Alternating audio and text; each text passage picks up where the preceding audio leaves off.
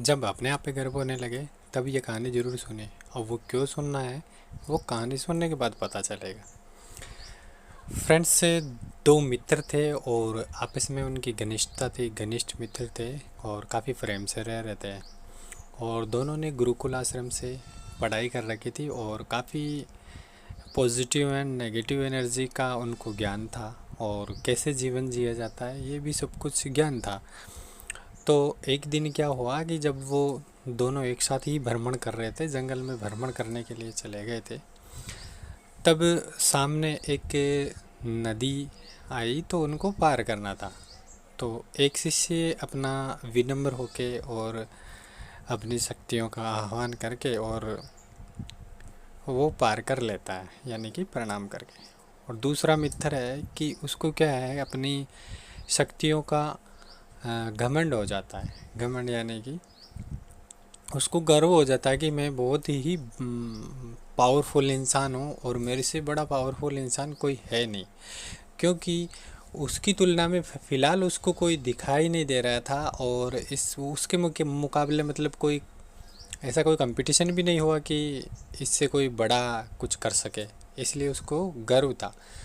तो जब वो नदी से रास्ता नहीं मांग रहा था और अपनी शक्तियों का प्रयोग कर रहा था उस टाइम, फिर वो पार नहीं कर पाता है, तब वो बहुत ज़्यादा क्रोधित होता है। तो इतना ज़्यादा क्रोधित होता है कि वो नदी को क्षतिग्रस्त करने लगता है अपनी उस एनर्जी से, उस पावर से, सुपर पावर से। तब वो जो मित्र पार करके गया था तो पीछे मुड़ के देखता है तो ये सब घटना वो देख लेता। फिर वो वापस आता है, फिर उसको हाथ पकड़ के एक जगह बिठाता है और वो अपने गुरु को याद करता है। तो गुरु को याद करता है तब गुरु वहाँ पर सूक्ष्म रूप में प्रकट होते हैं और गुरु को जो भी दृश्य था वो सब कुछ बताते हैं गुरु को। लेकिन गुरु को ये सब चीज़ें पहले से ही मालूम होती है, लेकिन फिर भी वो बता देते हैं। फिर उस शिष्य को अगर मुख जुबानी से अगर वो बोलते, अगर समझाते तो शायद वो समझ नहीं पाता। लेकिन ऐसा दृश्य दिखाया कि उस कमंडल में जो पानी भरा हुआ था, उस कमंडल में बोला कि इसके अंदर देखो। दोनों को बोला कि तुम इसके अंदर देखो कि तुम्हें क्या दिखाई दे रहा है। तब उन शिष्यों ने, दोनों शिष्यों ने जब उनके अंदर देखा तो उन्होंने देखा कि उस कमंडल में बहुत सारी पृथ्वी जैसे बहुत सारे ग्रह दिखाई दे रहे थे उसको, और बहुत सारी गैलेक्सी दिखाई दे रही थी। मतलब प्रकाशनुमा तारा, तारा जो होता है स्टार, वो उस तरह के काफ़ी सारे सूर्य की तरह दिखाई दे रहे थे। मतलब बहुत सारे दिखाई दे रहे थे, जो मतलब वो कुछ कंफ्यूज हो रहे थे कि इसमें से हम जो प्लेनेट है, जो हम जिस पृथ्वी पे रहते हैं वो कौन सा है। तब गुरुजी ने पूछा है कि तुम कौन सी जगह रहते हो। जब तुम्हें इतना गर्व हो चुका है, इतना गर्व है अपने आप पे, तो तुम कौन से ग्रह में रहते हो, किस जगह रहते हो, क्या तुम पहचान सकते हो इन सब में से। तो वो लड़का पहचानने में मतलब काफ़ी मुश्किल हो रहा था। तब गुरु ने कहा कि जब हम जिस जगह रहते हैं उसको पहचानना हमारे लिए बहुत बड़ा मुश्किल का काम है, तो फिर कैसे अपने आप पे गर्व करना चाहिए। हाँ, जब गुरु ने बाकी चीज़ें सबको हटाया और फिर कुछ गिनी चुनी चीज़ें ही रखी। गिनी चुनी चीज़ें का मतलब होता है कि कुछ ही प्लैनेट्स रखे जिसमें पृथ्वी दिखाई दे रही थी आराम से। फिर उन्होंने पूछा कि अब तुम पहचान सकते हो कि अपनी पृथ्वी कौन सी है। तब उन्होंने कहा कि हाँ ये है पृथ्वी। तो जब उन्होंने इतना सब कुछ हटाने के बाद तब वो बता पाए कि पृथ्वी यह है। तो फिर गुरु ने कहा कि चाहे तुम कितने भी बड़े हो जाओ, आज मैं खुद हूँ। मैं भले ही कितनी ही अलौकिक शक्तियाँ मेरे को मिली है, लेकिन फिर भी मैं इनसे तो बड़ा नहीं हुआ अभी तक। और अभी आप पहचानने में ही मुश्किल हो रहा आपको। और जब मैंने सबको हटा दिया और कुछ ही प्लैनेट्स रखे, कुछ ही ग्रह रखे, तब आपने पहचाना कि इस प्लैनेट्स पे मैं रहता हूँ, इस ग्रह पे मैं रहता हूँ, इस पृथ्वी पे मैं रहता हूँ, ये है वो पृथ्वी।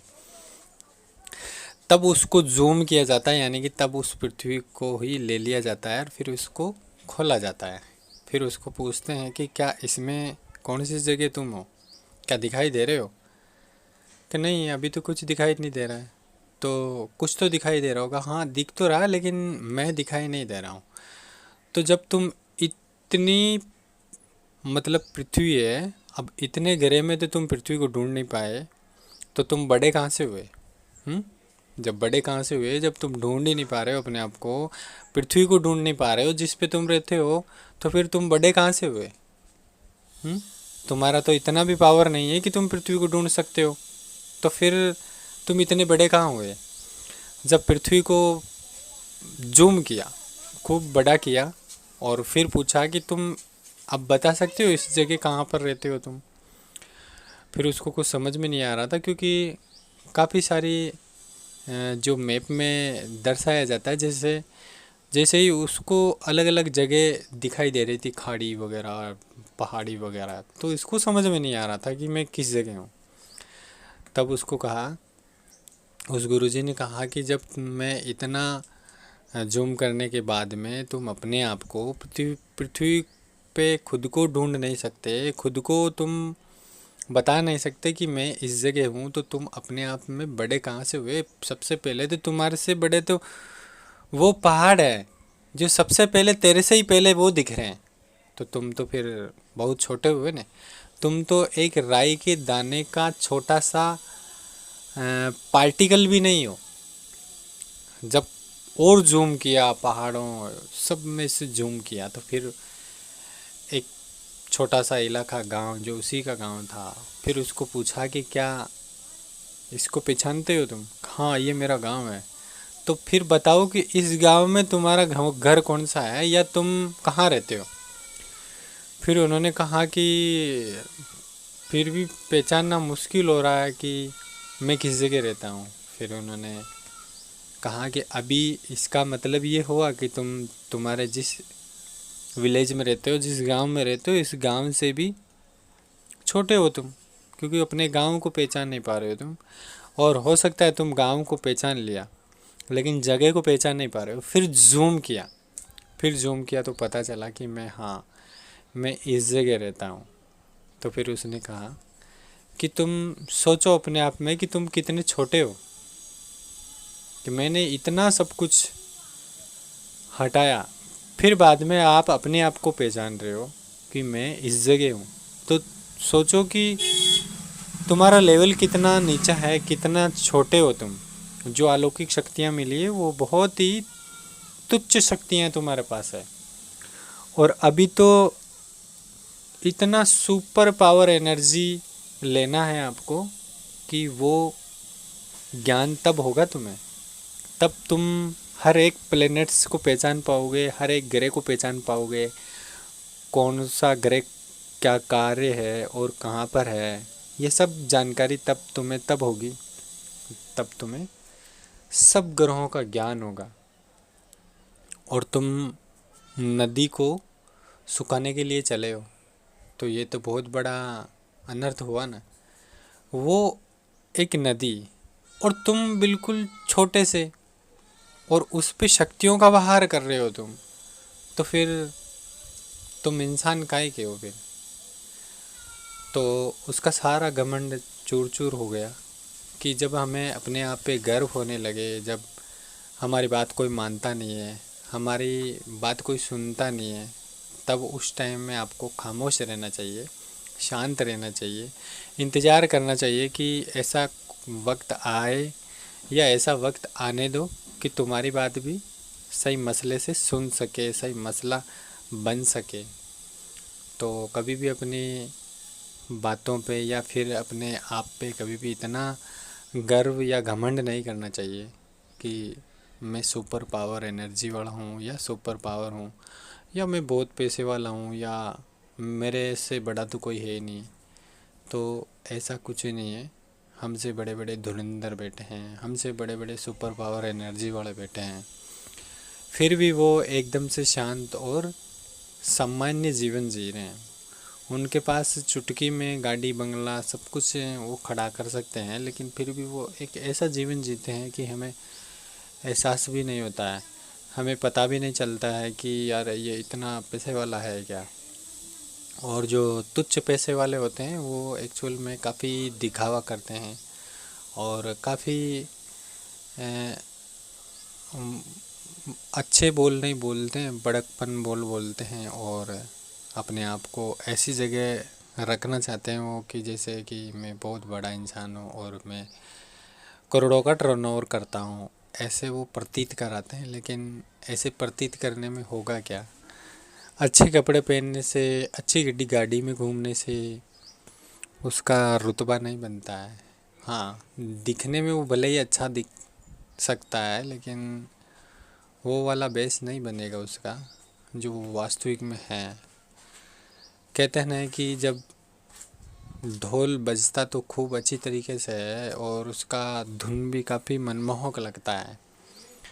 जब ढोल की पोल को अगर जान जाए इंसान तो पता चलता है कि उसके अंदर कुछ भी नहीं होता है कि नहीं?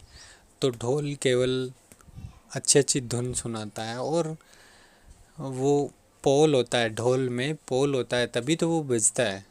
तो ठीक इसी प्रकार से जितने भी सारे जो इंसान है अपना दिखावा करते हैं और बड़ी बड़ी बातें करते हैं और गाड़ियों में घूमने की वो दिखाते हैं, मतलब कि मैं इतनी बड़ी गाड़ी में घूम रहा हूँ, और सेल्फी वगैरह भी लेते हैं। तो सेल्फी वगैरह लेना अच्छी बात है, लेकिन घमंड नहीं रखना चाहिए। घमंड का मतलब ये है कि किसी की ईर्ष्या भावना या फिर अपने आप को ऐसे गर्व महसूस नहीं करना चाहिए कि यार मैं ये सब कुछ है मेरे पास, या ये मैं हूँ। तो ऐसा कुछ नहीं है। जब हम कितने भी बड़े हो जाएंगे ना, तो फिर भी हम अपने घर की दहलीज से बड़े नहीं हैं हम, क्योंकि हमारी जो घर की दहलीज है उससे बड़े हम कभी हो ही नहीं सकते। और गांव और कस्बे से बड़े तो बहुत चांस ही नहीं है। भले ही हमारे पास कितना भी पैसा आ जाए, लेकिन फिर भी हम इस घर की दहलीज से बड़े नहीं हो सकते और हमारे माता पिता से बड़े नहीं हो सकते, क्योंकि हम हमेशा हमारे माता पिता के लिए बच्चे ही रहेंगे। और जीवन में खुशहाली रखनी है, जीवन में खुश रहना है, तो फिर हमें इस तरह की भावना तो रखनी नहीं चाहिए। ये गुरु और शिष्य की कहानी थी। गुरु ने ये सब कुछ बताया कि उसको कि जो ज्ञान दिया, अलौकिक शक्तियाँ दी, उनके पास वो उड़ने की शक्ति भी थी और रास्ता जो नदी वगैरह कुछ आ जाता है तो उसको सुखाने की क्षमता भी थी। इनके पास ऐसा नेचुरल पावर था उस शिष्य के पास, लेकिन उन्होंने गलत तरीके से यूज किया उसको। अगर वो चाहता तो उससे आह्वान करके या उससे प्रणाम करके फिर भी वो रास्ता मांग सकता था बिना शक्तियों का प्रयोग किए।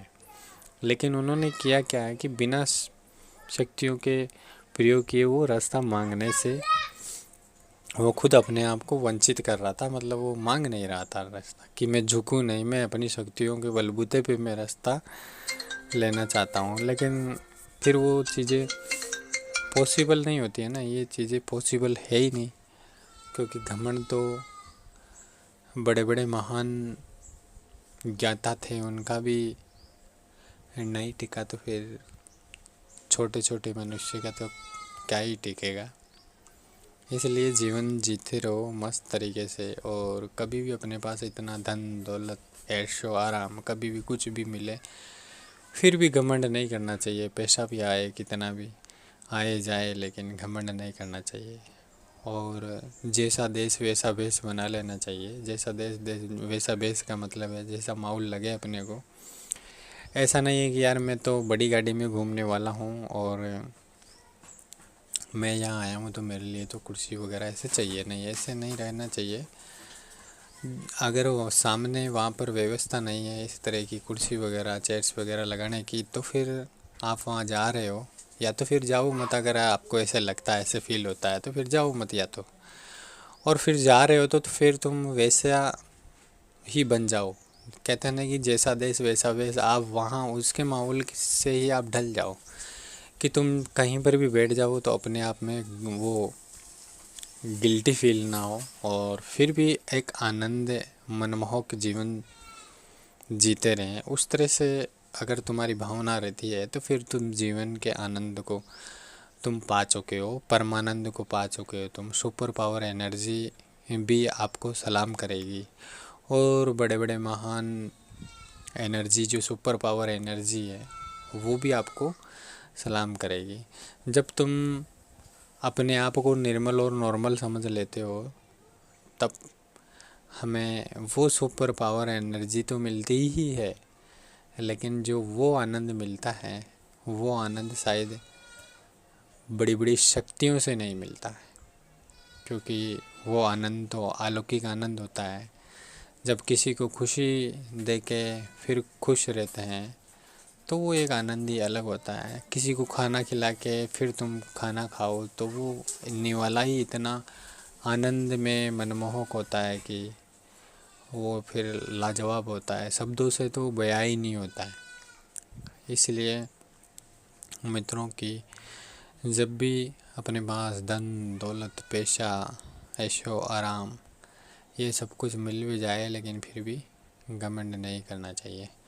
कहानी तो छोटी सी थी, लेकिन मैंने कुछ ज़्यादा ही बोल दिया, और इसके लिए मैं समझ आता हूँ मित्रों। और फिर सुनाएंगे एक नई कहानी कभी। तब तक के लिए नमस्कार, बाय बाय, जय हिंद, जय भारत।